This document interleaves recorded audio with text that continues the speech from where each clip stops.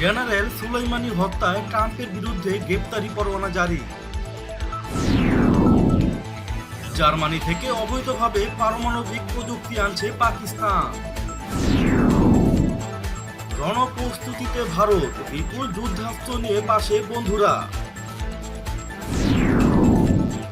কাশ্মীরে যুদ্ধের প্রস্তুতি, 2 মাস গ্যাস মজুতের নির্দেশ, ঘাঁটি হচ্ছে 16টি স্কুলে। জাপানকে পাশে নিয়ে ভারতীয় নৌবাহিনীর যুদ্ধ মহড়া। ভারতের গোয়েন্দা কোয়াডকপ্টার ভূপাতিত করল পাকিস্তান। কাশ্মীরি জনগণের অধিকার ফিরিয়ে দিতে ভারতের প্রতি আহ্বান বাইডেনের। অস্ত্র নিষেধাজ্ঞা নবায়নের পরিণতি ইউরোপ আমেরিকাকে ভোগ করতে হবে, বলল ইরান। সামান্যতম ভূমি দখল করলেও কঠিন জবাব দেবে, ইসরায়েলকে জর্ডানের হুঁশিয়ারি। মোসাদের সঙ্গে গোপন সাক্ষাৎ জর্ডানের বাদশাহ। বিশ্বের প্রথম করোনার ভ্যাকসিন তৈরি করল চীন, গ্রহণের অনুমতি পেল চীনা সেনাবাহিনী। পশ্চিমাদের সময় শেষ, হুঁশিয়ারি পুতিনের। চীনের বিরুদ্ধে ভারতের বড় শক্তি ব্রাহ্মস সুপারসনিক মিসাইল। সাহস থাকলে চীনের নাম উল্লেখ করে হুমকি দিন, মোদির প্রতি অধীর রঞ্জন। এবং সবশেষে থাকছে, মারা গেলেন সৌদি পীর বন্দর বিন সাদ। মার্কিন প্রেসিডেন্ট ডোনাল্ড ট্রাম্পের বিরুদ্ধে গ্রেপ্তারি পরোয়ানা জারি করেছে ইরানের একটি আদালত। সোমবার 29 জুন এই গ্রেপ্তারি পরোয়ানা জারি করা হয়েছে বলে জানিয়েছে আন্তর্জাতিক সংবাদ মাধ্যম আল জাজিরা। কয়েক মাস আগে দেশটির সামরিক বাহিনীর অভিজাত শাখা কুদস ফোর্সের প্রধান জেনারেল কাসেম সোলেমানিকে বাগদাদ বিমানবন্দরের কাছে ড্রোন হামলা চালিয়ে হত্যার দায়ে ট্রাম্পের বিরুদ্ধে এই গ্রেপ্তারি পরোয়ানা জারি করা হয়। অবৈধভাবে পারমাণবিক অস্ত্রের প্রযুক্তি আমদানি করছে পাকিস্তান এবং উত্তর কোরিয়া। জার্মান কর্তৃপক্ষের এক প্রতিবেদনে এমনটি বলা হয়। দক্ষিণ পশ্চিম জার্মানির একটি রাজ্য ওয়াটেমবার্গের সংবিধান রক্ষার অফিসের বার্ষিক প্রতিবেদনে বলা হয়, দেশটির হাইটেক ফার্মগুলো থেকে পারমাণবিক প্রযুক্তি সংগ্রহের জন্য পাকিস্তান, উত্তর কোরিয়া, ইরান এবং সিরিয়া গোপনে প্রচেষ্টা চালাচ্ছে। 2019 সালের 16 জুন জার্মানির গোয়েন্দা সংস্থা এই প্রতিবেদন প্রকাশ করেছিল। সেখানে বলা হয়েছিল, জার্মানি সহ অন্যান্য পশ্চিমা দেশ থেকে পরমাণু অস্ত্রের উৎপাদন সংগ্রহ করার পরিমাণ বাড়িয়ে দিয়েছে পাকিস্তান। 6 মাসের কম সময়ে দ্বিতীয়বারের মতো জার্মান কর্তৃপক্ষ উদ্বেগ প্রকাশ করলো পাকিস্তানের আবারও অবৈধভাবে পারমাণবিক অস্ত্রের প্রযুক্তি সংগ্রহ নিয়ে।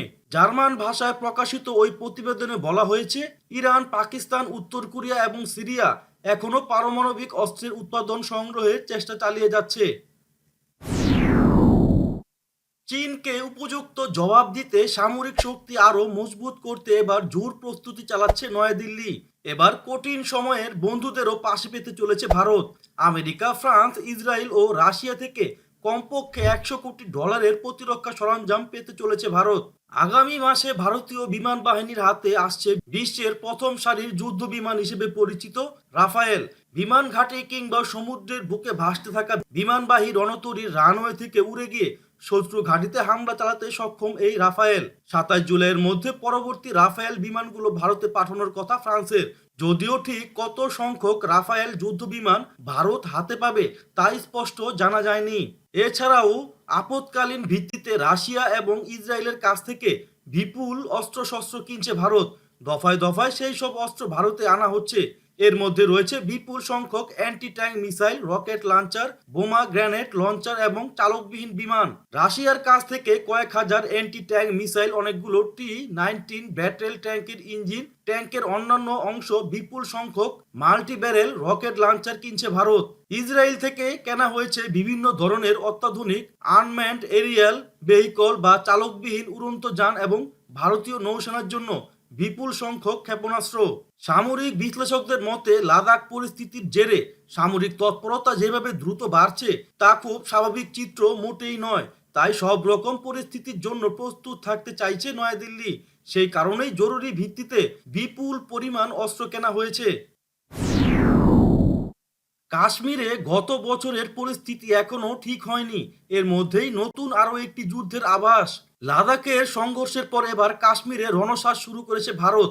ইন্ডিয়া টাইমস জানিয়েছে জম্মু কাশ্মীর প্রশাসনের পক্ষ থেকে স্থানীয় এলপিজি গ্যাস পরিবেশকদের আগামী 2 মাসের জন্য রান্নার গ্যাসের সিলিন্ডার মজুত রাখার নির্দেশ দেওয়া হয়েছে।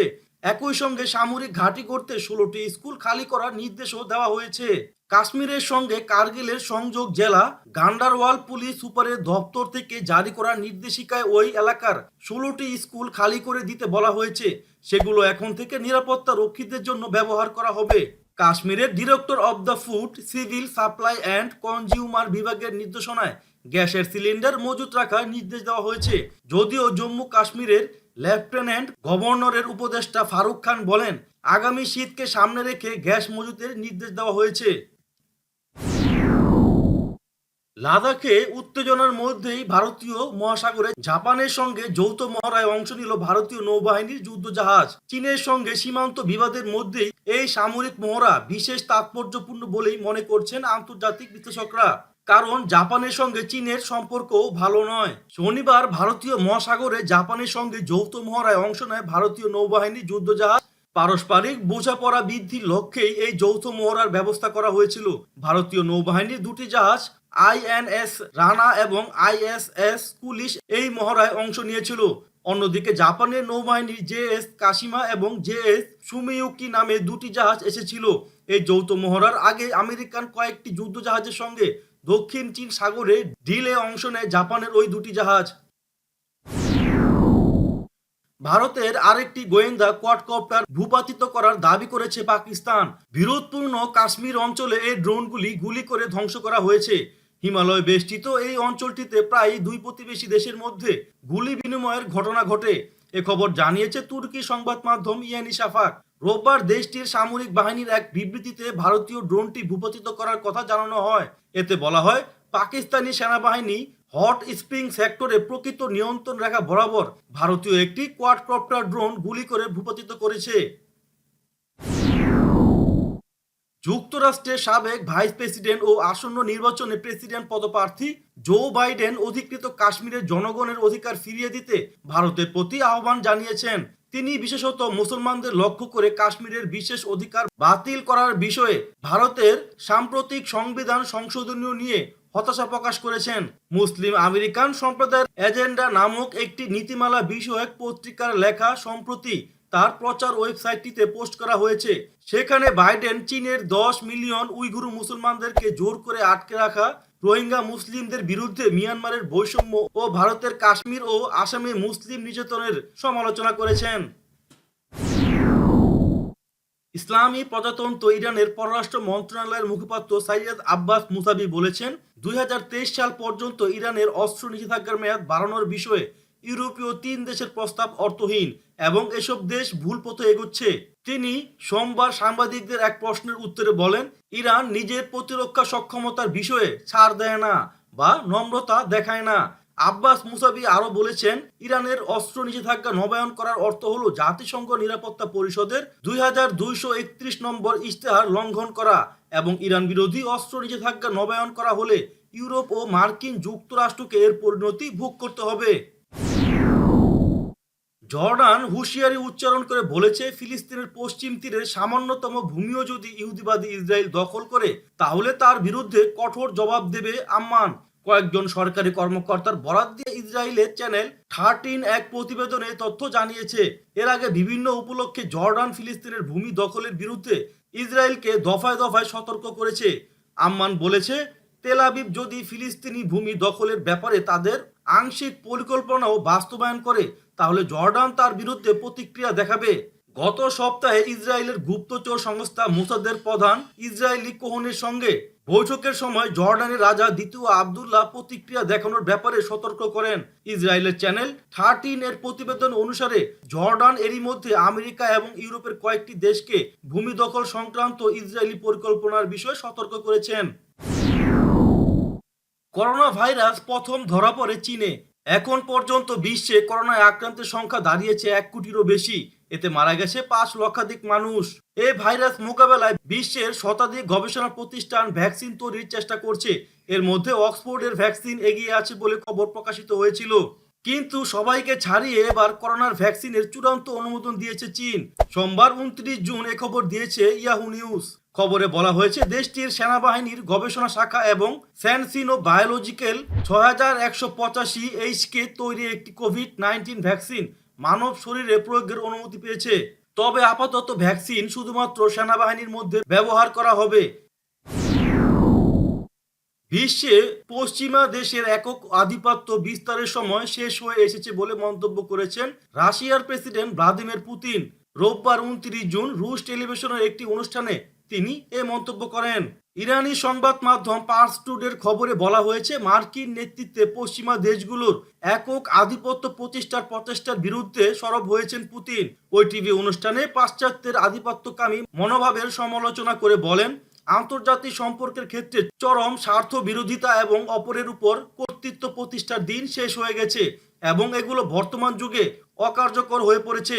রুশ প্রেসিডেন্ট বলেন, গোটা বিশ্বকে এখন এই বাস্তবতা উপলব্ধি করতে হবে যে যৌথ সংকটগুলো মোকাবেলায় সম্মিলিতভাবে কাজ করার বিকল্প নেই। লাদাখ সীমান্তে চীনা সেনাদের সঙ্গে ভারতীয় সেনাদের সংঘর্ষের পর সতর্ক অবস্থানে দুই দেশ।